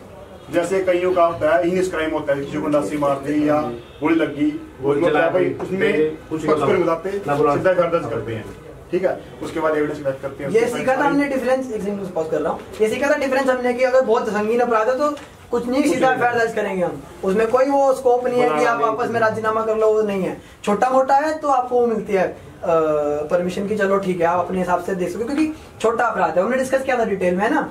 जैसे हीनियस हो गया या लेडीज का है कोई क्राइम, रेप का है, छिड़काने का है, उनमें डायरेक्ट एफआईआर होती है, कुछ नहीं होता उसमें। ऐसे नहीं है दूसरे पक्ष को बुलाएंगे भाई आपने किया है नहीं किया है, उसके अंदर सीधे एफआईआर दर्ज करेंगे। ठीक है, जो छोटे हैं माइनर हैं उसके अंदर पूछेंगे भाई हाँ क्या बात हुई थी, दोनों पक्षों को बुलाएंगे, अगर ऐसा है भाई नहीं हुई तो वहीं पे दरखास्त ऑफ कर देंगे, अगर ऐसा है बनता है अपराध तो एफआईआर दर्ज कर देंगे। ठीक है, अच्छा ये वहीं पे जो बंद कर रहे हैं उसका फायदा क्या है? हर में एफआईआर कर दो, क्या दिक्कत है उसमें? क्या दिक्कत होगी?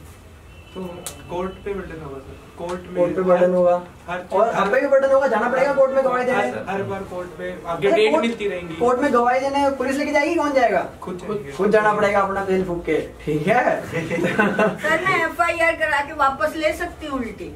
ये बहुत बढ़िया सवाल है, ये भी पीएसआई ने जवाब देंगे इसका। सर कैंसिलेशन हो सकता है लेकिन सभी में नहीं होता।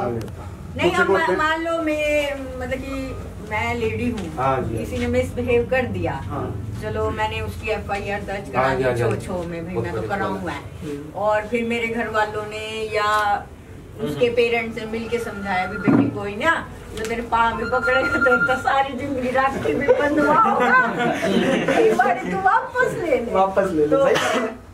लेडीज वाली मैटर में कैंसिलेशन हो सकती है, लेकिन अगर कोर्ट में चला गया तो उसके बाद नहीं होगी। अच्छा, कोर्ट में जाने से पहले ये हो सकती है, वो भी कुछ एक क्राइम हो गया, सभी में नहीं होगी। जो माइनर क्राइम है उनमें हो सकती है, जो बड़ा है उसमें नहीं है। इसके अंदर जो अपना प्रोसेस है ना, जो सर ने बताया बीएनएसएस है या बीएनएस है, उसके अंदर मेंशन किया हो भाई ये समझौता वाले हैं, ये समझौता हो सकता है, कुछ ऐसे हैं जिसमें कॉम्प्रोमाइज नहीं चलता है। बीएनएस पता है ना सबको, डिस्कस किया था हमने। अगर मान लो वो उसने ऐसा क्राइम करा जिसमें जो है समझौता नहीं हो सकता, पर मैं करना चाहती हूँ, तो कोर्ट के थ्रू करना पड़ेगा आपको। नहीं, अब कोर्ट में गया नहीं है, केस आपके पास बना के देंगे हम। एग्जैक्टली, अब वो पावर किसके पास है हमने डिस्कस किया था कि अल्टीमेट पावर कोर्ट के पास वो तो है। जो हमने बताया डिसीजन कौन लेता है कि इसमें करना है कि नहीं करना, वो कोर्ट लेगी। इसलिए पुलिस की ड्यूटी बनती है कि ऐसे अपराधों में पुलिस को कार्रवाई करनी ही है। अब हमें बोलते हैं कि कार्रवाई मत करो, तो ऐसा कोई कानून नहीं जो मैं पावर देता हूँ कि कंप्लेनेंट कह रहा है मत करो तो मत करो, क्योंकि ये अपराध ऐसे होते हैं जो समाज के खिलाफ माने जाते हैं कि मान लीजिए इनके खिलाफ कुछ हुआ, इनको समझा बुझा दिया गया, बट वो बंदा फिर किसी और के साथ करेगा, उसका नुकसान होगा। इसलिए सामाजिक अपराध माने जाते हैं ये सारे। इसलिए पुलिस की ड्यूटी बनती है कि इस पे करनी ही पड़ेगी कार्रवाई, भले आप मना भी कर दे तो भी। इसलिए कोर्ट ही अल्टीमेट डिसाइड करेगी। ये पोक्सो के अपराध हो गए नहीं हो सकता, कोई उसमें लेडीज वाले में नहीं हो सकता है, लेडीज वाले में हो सकता है लेकिन माइनर में हो सकता है। पॉक्सो समझते हैं सब? पॉक्सो ने शॉर्ट में बोला अभी पॉक्सो के अपराध हो गए। पॉक्सो कॉस्को नहीं है, कॉस्को की बॉल नहीं है, वो पॉक्सो है। वो पॉक्सो मतलब होता है सर इनको जो कल परसों कांड हुआ है ना इंग्लैंड वाला, उसके बारे में बता दो। जैसे मैडम कह रही इतनी जल्दी अभी बता दीजिए सर। अपराध हैं उनके बारे में है सेक्सुअल ऑफेंसेस जो हैं, अगर कोई चाइल्ड के खिलाफ, चाइल्ड के साथ होते हैं, उसकी बहुत ज्यादा सजा है। इसलिए उसके लिए स्पेशल कानून बनाया गया और उसमें बहुत ज्यादा इन बातों का ध्यान रखा है कि जल्दी से जल्दी इन्वेस्टिगेशन, उसमें टाइम बाउंड कर रखा है बिकॉज 2 महीने में स्पेशल कोर्ट है सर, 60 डेज का उसमें लिमिट इन्वेस्टिगेशन कंप्लीट करने के लिए पक्षों में। हाँ, इतने टाइम में इन्वेस्टिगेशन कंप्लीट करनी पड़ेगी, वरना हमारे खिलाफ कार्रवाई हो जाएगी कि इसमें आपने डिले कैसे कर दिया। तो इस टाइप से उसको बहुत स्ट्रिक्ट कानून बनाया गया है कि बच्चों को इस तरह के अपराध से बचाना बहुत जरूरी है, इसलिए उसका अलग कानून बनाया गया। उसमें सजा भी बहुत ज्यादा है और उसमें जो मैक्सिमम सजा है वो मृत्यु दंड भी है। फास्ट ट्रैक कोर्ट है स्पेशली, और उसमें कोर्ट का प्रोसीजर भी फास्ट किया गया है। उसकी अलग कोर्ट बनाई गई है जिसकी कोर्ट की प्रक्रिया जिससे फास्ट हो। ठीक है, तो ये आईओ के बारे में हो गया। आईओ ने कंप्लेंट से प्लान तक का प्रोसेस। हाँ, एग्जैक्टली। जैसे एक चोरी कंप्लेंट मान लो किसी ने बाइक उठा ली अपनी गुरुद्वारा से ही बाइक चोरी होगी, वहाँ पे कैमरा लगा हुआ है, दिख गया भाई चोरी ही है, आसपास किसी को दिखाया भाई हाँ ये कोई है। मैं पहली बात तो है कि चोरी वाले में कोई वो नहीं है भाई किसी को बुलाएंगे पूछेंगे, ऐसा सीधा खैर दर्ज होगी।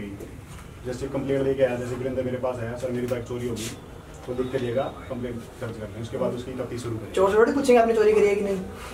नहीं, बाई नेम भी नहीं होता सर, वो बाई नेम नहीं होता ना, पता नहीं होता भी कौन है।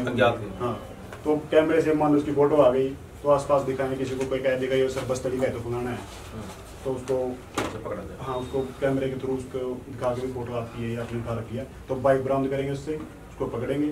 उसके बाद उसके जो भी हमारे डॉक्यूमेंट हैं वो तैयार करते हैं हम, जैसे गिरफ्तारी में हो गया, फरीद साहब हो गया, फरीद साहब को बोलते हैं उसकी स्टेटमेंट, जैसे वो क्या कहता है मैंने चोरी क्यों की, मैं नशे का आती हूँ, मैंने इस करके पैसे नहीं थे, मैंने चोरी कर ली, वाली बातें होंगी। उसके बाद उसके सारे डॉक्यूमेंट फाइल भी लेके आएंगे अपने, उसका फरीद साहब हो गया, गिरफ्तारी मीमो हो गया, उसकी बरामदगी हो गई, जैसे बाइक उर्दू के शब्द जो इस्तेमाल हो रहे हैं इसलिए मेरे को भी सीखने में काफी देर लगी थी, तो आप लोग चिंता ना करिए। जैसे उसकी बरामदगी होगी, जैसे बाइक बरामद कराया, कहीं तो उन्होंने रखी हुई बाइक अपने घर में छुपा रखी है या किसी को आगे बेच दिया है, तो बाइक बरामद करेंगे। उससे जो अगर किसी ने आगे बेची है तो उसको भी बनाएंगे, वो भी दार होती है उसके अंदर कोई तरह तो चोरी का सामान क्यों खरीदा गया, वो भी एक तरह। तो डॉक्यूमेंट कंप्लीट करेंगे, उसके बाद एक फाइल बनेगी, जैसे कोई फाइल ये होगी अपनी ऐसे पूरी। क्या धारा बोल रहे हैं, धारा पता ना किसमें है, चोरी वाली होगी ना, दंड की, दंड की धारा है ना, सीधा सफर का BNS है, दंड वाली BNSS है, उसका प्रोसेसर भाई कैसे प्रोसेस चलेगा पूरा, गिरफ्तारी कैसे होगी, कैसे कोर्ट तक जाएगी, कोर्ट की क्या प्रक्रिया रहेगी उसके अंदर, वो सारा अपना BNSS है। और कल BS है, वो BNS है जो है अपराध दंड क्या, चोरी क्या है, अपराध क्या, जो भी है उसके अंदर। तो जैसे ये फाइल होगी अपने पास, ये इसके अंदर लगी हुई है, कंप्लेंट लगी हुई है, ये इसके ऊपर FIR लगी हुई है, फाइल में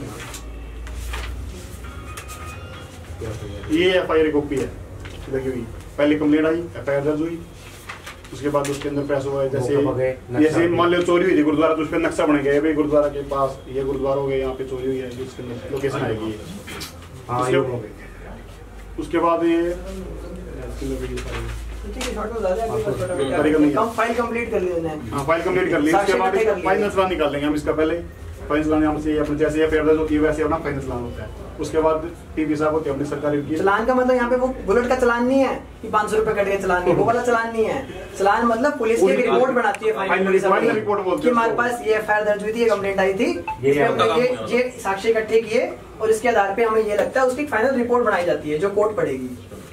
वो रिपोर्ट बना के हम कहाँ जाते हैं, उसके बाद सरकारी वकील होते हैं, हमने उसके ऊपर देखें फाइल के अंदर क्या एतराज है, इसमें आपने ये नहीं किया, इसने ये नहीं किया, तो उसके हिसाब से मान लीजिए एतराज लगा दिया भाई आपने इसकी बरामदगी नहीं की बाइक की। उसके बाद ये फाइल कंप्लीट होगी, उसके बाद ये कहाँ देंगे फाइल को, उसके बाद कोर्ट में जाएगी फाइल, कोर्ट में सबमिट करवाएंगे, उसके बाद एविडेंस आएगी जो इसके अंदर बंदे हैं भाई गवाह है। एविडेंस आएगी मतलब गवाही आएगी, गवाही आएगी। जैसे मेरी हो गई वही है। पुलिस ने तो काम करके दे दिया कोर्ट को, अब कोर्ट भी आपको बुला के पूछेगी कि पुलिस कोर्ट फर्स्ट हैंड पूछेगी, ऐसे नहीं कि पुलिस ने दे दिया बस उसी के बेसिस पे कर देगी डिसीजन कि हाँ पुलिस ने कह दिया वो ठीक है।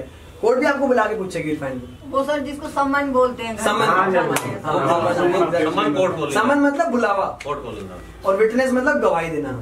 तो पहले आपको बुलाया जाएगा, फिर गवाही होगी वहाँ पे, गवाही के लिए बुलाया जाएगा। जो भी उसके अंदर अपने डॉक्यूमेंट लगाए ना, गवाही लगाई है जो, वही उसके बारे में बताना है अपने को। मैं वहाँ पे संदीप था भाई, ये बाइक मेरी थी, इसने चुराई है, जो भी उसके अंदर ये बहुत जरूरी है वो बताएंगे। उसके बाद जज साहब का विवेक है, उसको सजा 3 साल की देगा, 2 साल की देगा, 1 साल की देगा, ये बरी करेगा। अब ये आप कहोगे कि हमने तो पुलिस को स्टेटमेंट दे दिया ये अपने, आप दोबारा क्यों दे रहे हो? अब इसमें दोबारा देना इसलिए जरूरी है कि आप कल को कोर्ट में ये कह दोगे कि पुलिस ने अपनी मर्जी से लिख दिया, या फिर कोर्ट को ये लगता है कि गलती से पुलिस ने मतलब पुलिस ने अपनी मर्जी से लिख दिया और उसके ऐसे साइन करा लिए हो, इसलिए कोर्ट वेरीफाई करती है। इसलिए आपने जो गवाही यहाँ दी है आपको, इसलिए कोर्ट दोबारा मांगती है आपसे गवाही कि आप अपनी अब सामने बताओ कि क्या हुआ था। फिर पुलिस कोर्ट देखती है कि हाँ जो पुलिस ने लिखी थी और जब आप बता रहे हो गवाही उसमें फर्क तो नहीं है कोई, इसलिए इम्पोर्टेंट आपका जो बयान होगा। और अगर उसमें फर्क आ गया तो उसमें केस थोड़ा हल्का हो जाता है, इसीलिए कि कहीं पुलिस ने इसमें कोई गड़बड़ तो नहीं करी, क्योंकि अब अलग बता रहा है, पुलिस को अलग बता रखा है। तो इसलिए ध्यान रखना होता है कि जो आप गवाही दे रहे हो सच्ची हो, तो पुलिस को बताया सच बताओ, वहां जाके सच बताओ। फिर मैम वो आपको आना जाता है जी, अब कह देना भी चलाने दे, उसको बोलते हैं रोज ट्रायल हो जाते हैं वहाँ भाई, समझौता लगा ले, आप कुछ लगा ले उस चीज का। मैडम कह रही है कैंसिल कैसे होगा, आपको ट्रायल हो जाएगी सर, मारा तो आपस में हो गया, जैसे आप स्टेटमेंट दो किसी आपसे वो 10 साल हाई कोर्ट से क्वेश्चन वाला है बस एक पॉइंट, हाई कोर्ट से करवा देते हैं दोनों कैंसिल करा सकते हैं कि नहीं। एक हाई कोर्ट में भी आप क्वेश्चन बोलते हैं इसको, यानी कि खारिज कराने के लिए अप्लाई कर सकते हैं, वो भी एक प्रावधान है, वो लंबी चीज है, लेकिन आपको आइडिया दे रहे हैं बस कि एक और प्रोसीजर है कराने का, वो हाई कोर्ट से। ठीक है, जिसने चोरी की और आगे बेची थी सर उसको भी पकड़ा जाएगा जिसको बेची है। तो ऐसे हमारे रिलेटिव में ऐसा हुआ कि कोई था, उसने जैसे चावल वगैरह चोरी की हुई थी बोरियां, तो उसने उनको बेच दिया, जो दुकान उनकी दुकान है तो उनको बेच दिया, तो पुलिस वालों ने उनको पकड़ा। पहले था जिसको बेचेगा उसको पता होना चाहिए चोरी का सामान है, जैसे उनको तो नहीं पता था ना ये चोरी का सामान लेना चाहिए था, नहीं लेंगे ना, फिर उसको नहीं गिरफ्तार नहीं करेंगे उसको, जिसने उनको पता नहीं था कि ये चोरी का सामान, उन्होंने खरीद लिया जाने अनजाने में, तो फिर पुलिस ने इन्वेस्टिगेशन की, पुलिस देखती है सर, तो उनसे जुर्माना लिया गया था, ऐसा कुछ होता है ऐसे कैसे? अब वही अब जैसे देखिए इन चीजों का क्या होता है कि बिल नहीं होता इन चीजों का, तो जिसमें बिल है उसमें तो क्लियर है जिन चीजों का बिल हो सकता है, अब इन चीजों का बिल नहीं हो सकता, तो इसलिए ये ग्रे एरिया हो जाता है थोड़ा, कि पुलिस को भी देखना पड़ता है कि इसकी सच में मतलब मंशा देखनी पड़ती है इसमें बेसिकली, कि इसको पता था कि नहीं, इसने जानबूझ के चोरी का सामान लिया है या नहीं। अब यहीं पे पुलिस का विवेक काम आता है। अब इसमें कोई हार्ड एंड फास्ट रूल नहीं है कि ऐसे करना है कि इसके खिलाफ ही नहीं करना है, वो पुलिस का विवेक है और साक्ष्यों के आधार पे अगर हम आसपास पूछताछ करेंगे कि क्या ये अमूमन ऐसा करता है, क्या इसने पहले भी चोरी का सामान लिया हुआ है, उससे उसकी मंशा दिखती है, क्योंकि मंशा कोई ऐसे बताएगा थोड़ी अपनी, तो उसने उस लेने से पहले क्या किया और बाद में क्या किया, उन गतिविधियों को देख के हम उसकी मंशा की जांच करते हैं कि इसने चोरी का जानबूझ के लिए या गलती से लिया। जो सदैव उसका बैकग्राउंड देखा जाता है, ये ऐसा पहले ही करता है, आसपास वाले बता देते हैं, बॉडी वाला है बता देते हैं सर, तो चोरी का सामान लेता है, काम यही है इसका। तो ये भी तो होता है ना, जो गाँव में बेचते रहते हैं कबाड़ी रुक्का मारते नहीं है, सामान जो भी। और कोई क्वेश्चन? एक वो भी अगर मान लो आईओ कोई इन्वेस्टिगेशन कर रहा है ना, और उनको कोई किसी तरह का कोई टेस्ट करवाना पड़ता है बीच में, कहीं किसी चीज़ का ब्लड का करवाना है, कोई भी भाई ये इसी के साथ मैच कर रहा है नहीं कर रहा, बुलेट का करवाना है, तो कहाँ करवाएंगे उसके लिए? ये नहीं है कि भाई कहीं बाहर से ब्लड टेस्ट करवा लेंगे, इनसे कहाँ से करवाएंगे? अपने मधुबन लैब FSL के अंदर फोरेंसिक साइंस अथॉरिटी है ना, वो हर मुकदमे। अब 1000 रुपये तो आपके प्रूफ तो करने पड़ेंगे कोर्ट में, भाई 1000 रुपये की बेची है, वो 1000 रुपये कौन देगा? चोरी देगा। अब चोर क्या कहेगा मैं तो उसको बेच रखी है सर, अब कौन देगा पैसे? जिन्हें खरीदी है। बताओ आप थोड़ा यही बात तो बढ़ेंगी ना, अब सामान तो बिक लिया, वो सामान तो किसके वेपन है लेकिन ये सर आप जो हमने किसी से बरामद करे वो, या फिर हमारे अपने इशू है वो एग्जैक्टली जो हम यूज कर सकते हैं, वो हो गया शस्त्रागार। उसके बाद माल खाना, इसमें जो हमने बरामद की, जो बरामद की हुई है या फिर जो भी सीज किया है किसी से, किसी के घर पे कुछ सामान मिला है, कट्टा मिला है फॉर एग्जाम्पल, तो वो जो सीज करेंगे हम वो माल खाने में रखे जाएंगे। तो ये है माल खाना, ये 2 है क्योंकि बहुत ज़्यादा सामान होता है तो 2 कमरे लाने पड़ेंगे। उसके अलावा हमारे, और हाँ जो इसमें सामान आएगा भी मिलेगा कैसे आपको? आपका सामान हमने बरामद करके क्या रख लिया, जैसे ये बाइक पड़ी है, ये कौन सी है, ये इंपाउंड हुई है कि भाई इस पर कुछ अपराध हो रखा है या फिर इसमें बुलेट पटाखा है, मतलब इसमें कुछ ना कुछ मतलब अपराध है इससे रिलेटेड बाइक से, तो अब ये बाइक यहाँ पे हमने रख ली, सीज कर ली, भाई मिलेगी कैसे आपको? अब हमारे पास आओगे जी, पैसे ये जुर्माना ले लो जी, बाइक दे दो, ऐसे नहीं सर, ये तो कोर्ट में जाता है सर। कोर्ट में जाएगा, क्योंकि हमने क्या सीखा था, अल्टीमेट जो अथॉरिटी है डिसाइडिंग वो कोर्ट है। पुलिस तो खाली बरामद करेगी, इकट्ठा करेगी, साक्षी इकट्ठा करेगी, बट डिसीजन लेना कोर्ट का काम है। हाँ करना है कि ना करना है, सजा देनी है कि नहीं देनी है, सामान देना है कि नहीं, वो सब कोर्ट का काम है। इसलिए आप कोर्ट में अप्लाई करेंगे, यहाँ पे नहीं। कोर्ट हमें ऑर्डर देगी कि हाँ इसका सामान है, इसका काम हो चुका है सामान का, इसकी पेशी हो चुकी है सामान की, हमने चेक कर लिया, इसको वापस दिया जाए सामान, फिर आप थाने में अपने आके अपना सामान लेके जाएंगे, आपको फिर वो सामान देंगे, ठीक है। इस तरीके से आपका जो भी सामान है माल खाने में, अगर कोर्ट ऑर्डर करती है तो आपको उस कोर्ट के थ्रू मिल सकता है, ठीक है। अब ये तो भोजनालय हमारा मेस, जहाँ पे हम सारे खाना खाते हैं, नहीं आते बहुत बार के बाद। अच्छा, सबके लिए बता देता हूँ, इन्होंने बहुत अच्छा सवाल पूछा है कि अगर ये नहीं लेने आता कोई, इसको मान लीजिए इनकी बाइकें लेने नहीं आए, तो क्या यहीं पे खड़ी रहेगी? ये नीलामी होती है, बहुत बढ़िया। अब इसमें क्या है कि जैसे हम पहले इनको, मान लीजिए इनकी, हम इनको नोटिस देंगे कि आपकी ये बाइक खड़ी है यहाँ पे, इसमें कोर्ट के ऑर्डर आ रखे हैं कि ये आपको वापस दी जाए, इसलिए आपको वापस देते हैं, तो आप आके ले जाओ। ये पहला नोटिस दिया नहीं है, ऐसे हम इनको 2-3 बार नोटिस देंगे, इनको चांस देंगे, उसके बावजूद ये नहीं आ रहे, तो कानून ये कहता है कि फिर अब, क्योंकि अब इसको यहाँ पे भी खड़ा नहीं रख सकते, ऐसे तो हमारा तो भर जाएगा थाना, और इनको चांस भी दे देते नहीं आ रहे फिर भी, उसके बाद तो इसकी नीलामी कराई जाती है। फिर उसके लिए कमेटी बनती है, हम आगे रिकमेंड करते हैं, जब सामान इकट्ठा हो जाता है कि इतना सामान इकट्ठा हो गया, इन सब के लिए कोई आ नहीं रहा है इसको लेने, इसके लिए इसकी नीलामी कराई जाए।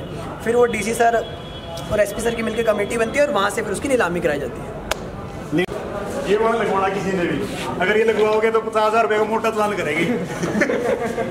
दिख गया ये बड़ा, यहीं पे उतरवाएंगे उसको। अभी हमने नया अभियान शुरू किया है, बोल्ट को रिकवर करेंगे, यहीं पे उसका ये उतरवाएंगे स्लेसर, नया वाला लगा के देंगे आपको, पूरी सुविधा दी जाएगी पुलिस की तरफ से। तो आपसे रिक्वेस्ट है कि ऐसे स्लेसर नहीं लगवानी है, ठीक है। अब हमारे BSNL की इतनी बात तो आप मान सकते हैं कि खुद भी नहीं लगाने और किसी को लगवाने भी नहीं देने, पुलिस क्या आपको मदद भी करनी है इस मामले में। और एक नंबर प्लेट जैसे उसके नंबर प्लेट यहाँ साइड वाली खड़ी है, देखो इसके भी नहीं है सर, इसके भी नहीं है, इसका तो हाँ ये भी लिखवा रखे, देखो मॉडिफाई करवा रखा है, पता नहीं क्या लिखवा रखा है। आप खुद भी आइडेंटिफाई कर सकते हैं कि किस सभी ऐसी है, इनमें कोई ना कोई नंबर प्लेट नहीं है, उलट पटाखा लगा हुआ है, किसी का हॉर्न मॉडिफाइड है, साइलेंसर मॉडिफाइड है, या फिर कोई चोरी की मॉडिफाई नहीं करवानी, जैसे आती है ना कंपनी से वैसी रखो, ठीक रहेगी, वो बढ़िया चलेगी।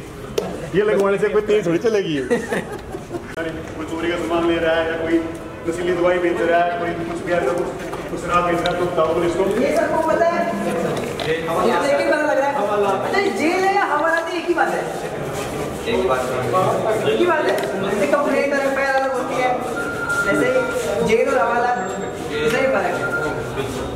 ये जेल है हवाला, जब तक सजा का डिसीजन नहीं हो जाता तब तक तो आपका हवाला, और उसके बाद हम जेल तो एक पूरी ठीक बात नहीं है, आधी ठीक बात है इसमें कि थोड़ा टाइम के लिए हवाला में रख सकते हैं, जब तक मतलब पुलिस को लगता है कि इमीडिएट मेजर है वो, कि मान लीजिए और अपराध कर सकता है, इसलिए फर्दर टाइमिंग इसको, लेकिन सिर्फ 24 घंटे का रख सकते हैं मैक्सिमम। तो ये हवाला आता है। जेल वो है जो बड़ी जेल होती है, जो डिस्ट्रिक्ट जेल अपनी करनाल में है, वो है जेल। जो थानों में है कोई भी जेल नहीं है, वो सारी हवाला आते हैं, जिसको लॉकअप बोलते हैं अंग्रेजी में। ये लॉकअप है यानी कि हवाला, और वो जेल है जो डिस्ट्रिक्ट जेल होती है, जो बड़ी, इसमें सारे कैदी रखे जाते हैं। तो क्या होता है कि यहाँ पे सिर्फ टेम्परेरी रखा जाता है, मैक्सिमम 24 घंटे के लिए हम अपने पास रख सकते हैं। उसके बाद मजिस्ट्रेट को पेश करना होता है, फिर वो डिसाइड करते हैं कि क्या इसको पुलिस के पास ही भेजा जाए या फिर मेन जेल में भेजा जाए। अगर वो पुलिस के पास भेज देते हैं, तब जितने दिन के लिए वो अलाउ करते हैं हमें, 1 दिन के लिए, 2 दिन के लिए, हफ्ते के लिए, तो उतने टाइम के लिए वो यहाँ रखते हैं हमको। अगर वो नहीं करते अलाउ, अगर वहाँ भेजते हैं जेल में, तो उनको फिर जेल में छोड़ा जाता है। जब रिमांड होता है तो यही के अब वो वही डिफरेंस है कि 2 चीज़ें होती हैं, पुलिस कस्टडी और जुडिशियल कस्टडी।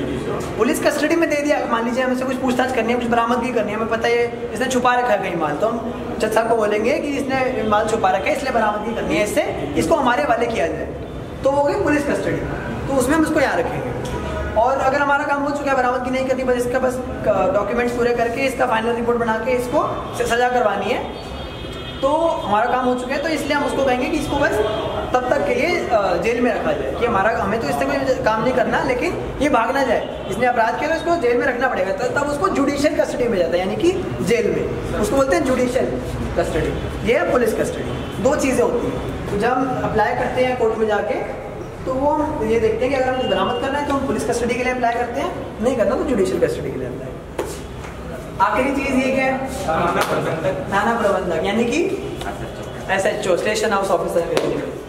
तो ये क्या होते हैं, इसी में छुपा है इसका काम, नाम में ही तो काम होता है।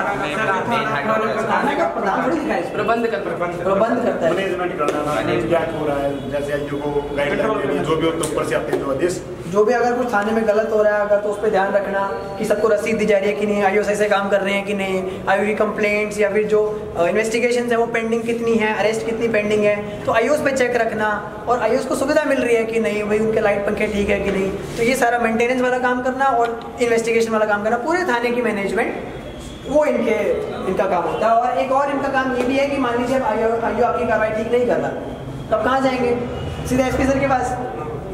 पहले आप एसएचओ से मिलिए कि ऐसे ऐसे आपके थाने में सर ये आईओ है, ये ठीक से काम नहीं कर रहा है, आप इसको टाइट करिए या फिर इसको समझाइए।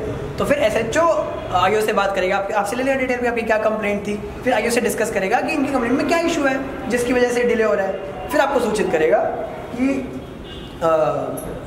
इस तरीके से आपकी कार्रवाई ये अगर कोई इशू है उसमें जिस जेन्युइनली डिले आ रहा है किसी सही कारण की वजह से, तो आपको बता दिया जाएगा कि वो फरार है, बाहर भाग गए, स्लम्स पे लगे हुए हैं, या फिर अगर कोई जेन्युइन डिले नहीं है, अगर आईओ की बदमाशी है तो एसएचओ आईओ पे कार्रवाई भी कर सकता है, उसको मतलब आगे चिट्ठी बेच के उसकी सैलरी कट करवा सकता है, उसको सस्पेंड करवा सकता है। तो इसलिए ताकि एसएचओ की पावर दी गई है ताकि वो बाकी जो थाने में कार्यरत हैं उन पर कंट्रोल कर सके। तो इसलिए एसएचओ से आप मिल सकते हैं अगर आपको लगता है कि आपकी कंप्लेंट मुंशी सही से नहीं ले रहा है, आईओ ठीक से काम नहीं कर रहा है, तो आप सीधे एसएचओ से मिल सकते हैं उसमें, ठीक है। और एसएचओ भी नहीं सुनता है तो कहाँ जाएंगे, मान लीजिए एसएचओ मिलता ही नहीं आ रहा बैठा हुआ, फिर कहाँ जाएंगे, एसपी, सही बात है, एग्जैक्टली, हम एसपी सर के पास जा सकते हैं। आप डीएसपी सर के पास भी जा सकते हैं जो इस थाने के डीएसपी लगते हैं, बट नॉर्मली आपको नहीं पता होता इस थाने का डीएसपी कौन है, तो आप सीधा एसपी ऑफिस में जा सकते हैं, वो भी आपके पास ऑप्शन है। डायरेक्टली डीपीओ पता है सबको कहाँ है, यानी कि एसपी सर का ऑफिस कहाँ है, करनाल में कहाँ है पता है, कोई बात नहीं, गूगल मैप पे देख लीजिएगा, सेक्टर डीपीओ आप लिखेंगे या फिर एसपी कर लिख देंगे ना, एसपी करनाल ऑफिस, इतने भी आ जाएगा सेक्टर वाला, तो आप वहाँ जा सकते हैं। गाड़ी वगैरह खड़ी, जैसे यहाँ पे जगह नहीं तो वहाँ खड़ी कर देते हैं, अगर कोई गाड़ी वाला एरिया तो थोड़ा सा, बाकी मेन तो यही एरिया है जो हमने, किसी को कोई भी डाउट हो तो पूछ सकता है। अगर अभी दिमाग में, हाँ जी, जो ये गन्स वगैरह का है तो किसको मिलती है किसको नहीं, कौन चला सकता है, कब चला सकता है, ऐसे कुछ। अच्छा, इसके रूल बताओ। ये गनमैन लगे हुए हैं सर के, जिसको गनमैन मिला होता है उसी को गन मिलती है, वैसे नहीं मिलती अदरवाइज, या किसी इन्वेस्टिगेशन में जाएंगे तो वहाँ पे मिलेगी। जैसे आप आईओ, अगर मेरे को रेड पे जाना, जैसे यूपी जाना है मेरे को, वहाँ पे मेरे को पता है भाई क्रिमिनल टाइप के लोग हैं, हमला हो सकता है, तो हम इशू करवाएंगे, सर हमारे एप्लीकेशन लिख के देंगे भाई ऐसे ऐसे रेड पे जाना है, हमारे गन इशू करवाइए, तो गन भी तब मिलेगी, ऐसे नहीं मिलेगी। हाँ, उसमें टाइम होता है भाई, इस टाइम तक मिलेगी। रिटायरमेंट के बाद नहीं, वो नहीं मिलता।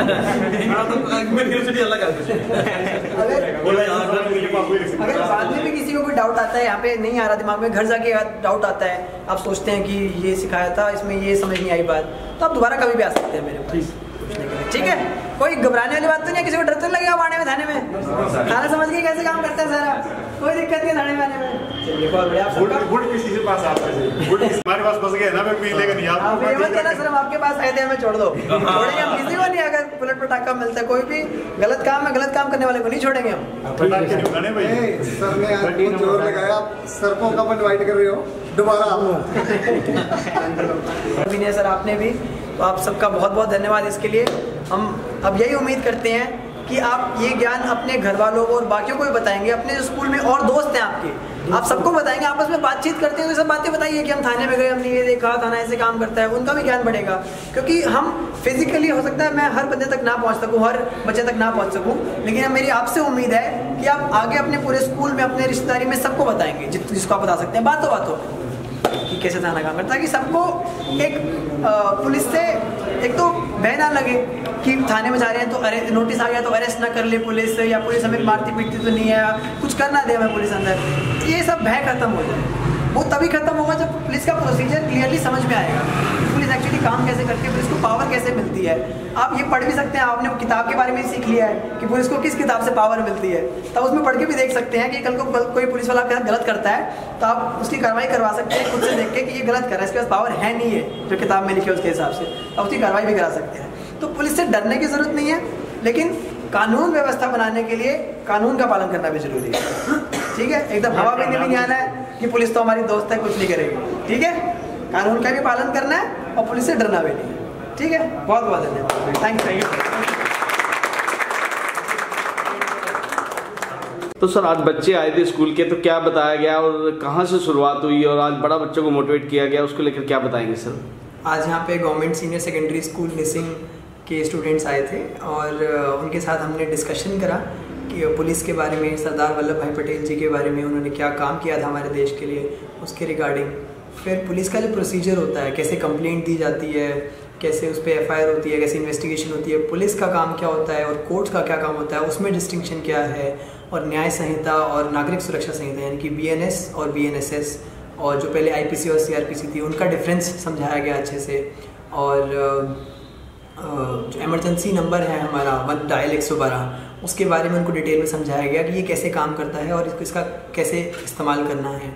उसके बाद ये सब जब उन्होंने सीख लिया, उनका रिवीजन करा के उनसे पूछ के कि उन्होंने आपने क्या सीखा, उसके बाद उनको फिज़िकली विज़िट कराया गया पूरे थाने का, जिसमें उन्हें जो सीखा था डिस्कशन में कि मुंशी कैसे काम करता है, आईओ कैसे काम करते हैं, उसका उन्होंने फ़र्स्ट हैंड एक्सपीरियंस किया।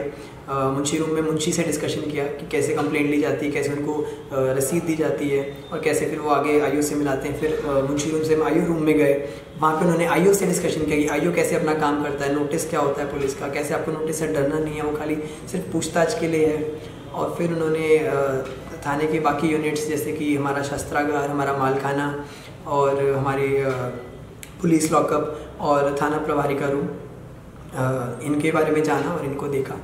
तो मुझे बहुत अच्छा लगा कि सभी बच्चों ने बहुत अच्छे से, बहुत जोश के साथ पार्टिसिपेट किया और बहुत इंटरेक्टिव सेशन रहा हमारा।